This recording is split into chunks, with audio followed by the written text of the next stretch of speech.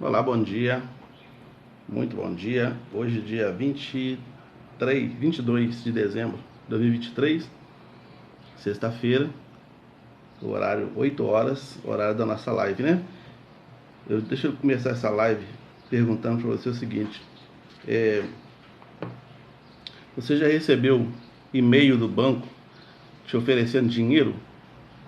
De vez em quando eu recebo, até de banco internacional, às vezes gerente de banco, ou pelo menos se passando como gerente de banco, oferecendo vultuosas quantias em dinheiro, falando que quer investir no Brasil e é de outros países, né, da Europa, tantas vezes, geralmente da Europa. Quer investir no Brasil e queria fazer uma parceria com alguém daqui, viu meu perfil, e aí se você clica, se você dá informações, se você cai nessa, é golpe, né? A gente sabe que é. E até aqui mesmo no Brasil, muitas vezes, muitos bancos oferecem crédito fácil, né? Oferecem dinheiro com facilidade, e a gente, se não tiver um pouquinho de malícia, a gente acaba entrando nessa, né? Pessoas, por exemplo, que são aposentadas ou que são pensionistas, pessoas que recebem direto do banco, muitas vezes tem muitas ofertas, né, que já vem já acoplado na conta, é só você dar um clique na tela e já vai aquele crédito todinho para sua conta. Então, assim, para quem é apaixonado por dinheiro e não faz cálculos, muitas vezes pode se dar muito mal, né? Agora, e se eu te falar que uma pessoa muito milionária, muito rica, depositou na sua conta 10 milhões de reais? Como é que você ficaria com 10 milhões de reais na sua conta hoje? Você chegar no banco e já está lá acreditado para você usar à vontade. Você poderia usar ou não usar, né? Você poderia pensar que é um golpe, você poderia pensar que não convém mexer com isso, que é melhor largar isso para lá. Você poderia fazer isso. Mas acontece, esse tipo de coisa acontece. Eu conheço uma moça, por exemplo, que trabalhou muito tempo na casa de uma senhora e essa senhora não tinha herdeiro. Então, essa senhora acabou deixando muitos bens para essa moça que trabalhava com ela, né? Então, assim, esse tipo de coisa pode acontecer, né? É difícil, nesse mundo caído que nós estamos, onde as pessoas só querem vantagem, alguém te dar alguma coisa é muito difícil, mas pode acontecer, né? Tomara que isso aconteça contigo, tomara que você seja abençoado desse jeito.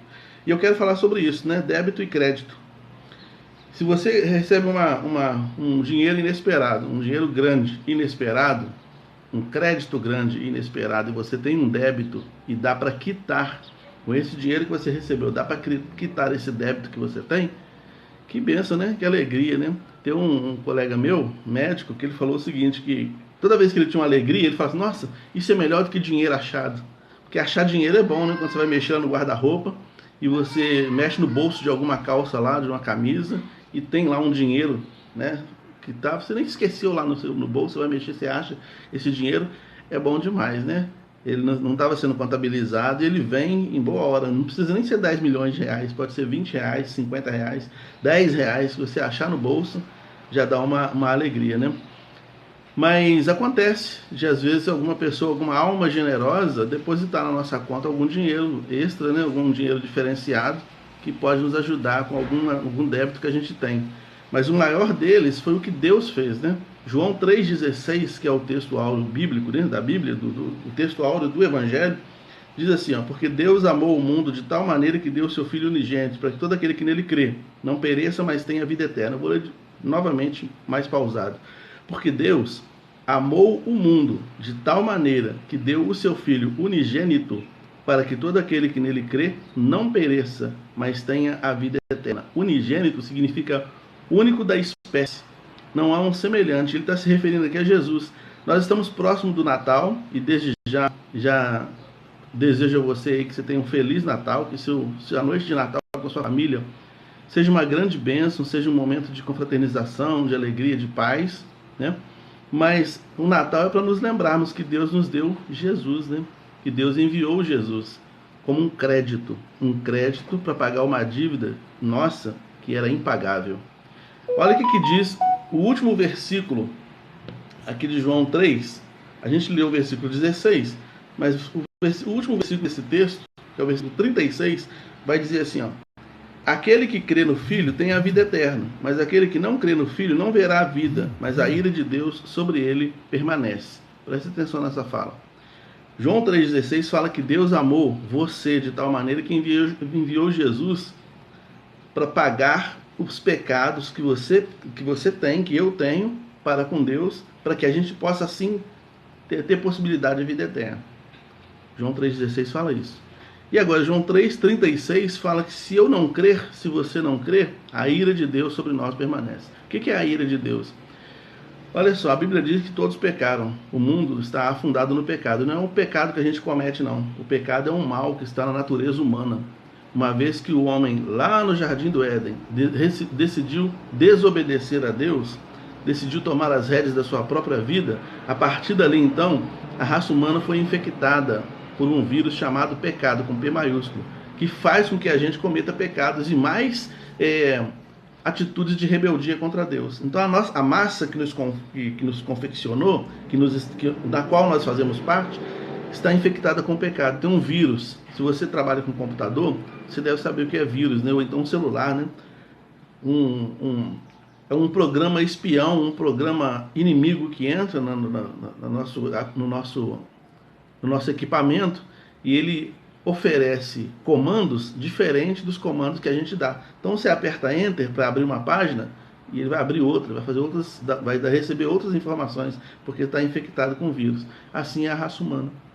E com essa infecção é impossível entrar no céu, porque o céu é uma realidade. Uma hora eu, você vamos sair deste mundo e vamos para a eternidade. E para onde vai a sua alma? Para onde vai a minha alma? A gente precisa pensar nisso enquanto estamos vivos, né? E é por isso que o amor de Deus foi tão grande, a ponto do escritor colocar assim, ó, Deus amou de tal maneira. Ele não tinha uma expressão para dizer isso com mais clareza.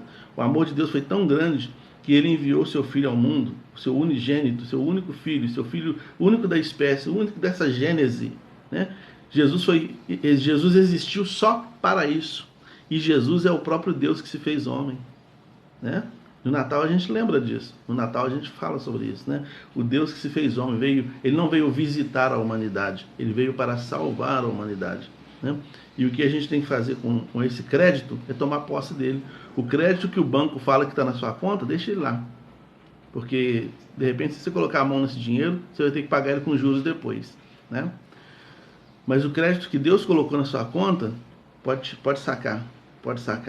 É entregar o coração para Jesus, para que a ira de Deus, o furor de Deus, a justiça de Deus não venha sobre a sua vida, não venha sobre a minha vida. É isso que está escrito no versículo 36, né? Aquele que não crê no Filho, aquele que crê no Filho tem a vida eterna, mas aquele que não crê no Filho não verá a vida eterna, né? Mas a ira de Deus sobre ele permanece. Nós temos visto aí alguns sinais da ira de Deus, né? A natureza toda revoltada, muita coisa acontecendo, muita situação adversa acontecendo. Deus dando sinais. Isso aconteceu na época de Moisés, de Noé. Isso aconteceu na época de Moisés. Isso aconteceu na época de Jesus. Isso sempre vai acontecendo. O homem vai se afastando de Deus, vai abandonando Deus. Não acha que pode ter uma vida independente de Deus. Então a ira de Deus se manifesta para chamar a gente de volta. Muitas vezes de maneira coletiva, outras vezes de maneira particular. E aí eu vou falar contigo o seguinte: você vai ficar no débito ou você vai fazer uso do crédito? Eu quero fazer uso do crédito. E é exatamente por isso que um dia na minha vida, lá no dia 9 de abril de 1995, já conhecedor do Evangelho, mas aquele dia, de uma maneira contundente, o Evangelho me veio, e eu então falei: Senhor, eu sei que sou um pecador, quero pedir o perdão pelos meus pecados e entregar meu coração para Jesus. Foi essa oração que eu fiz, foi essa oração que eu fui induzido ou conduzido a fazer. E à medida que eu fiz essa oração, a minha vida foi sendo transformada, porque quando uma pessoa entrega o coração para Jesus, o Espírito Santo entra na vida dela e vai mudando tudo que precisa ser mudado, vai nos moldando de acordo com o interesse, com o interesse e com a apreciação de Deus. Então, não fica no débito não. Morrer fisicamente todo mundo vai. Essa é a primeira morte que a Bíblia diz. Mas a Bíblia também fala sobre a segunda morte, que é morrer espiritualmente. Essa morte espiritual, ela acontece quando a pessoa não aceita Jesus.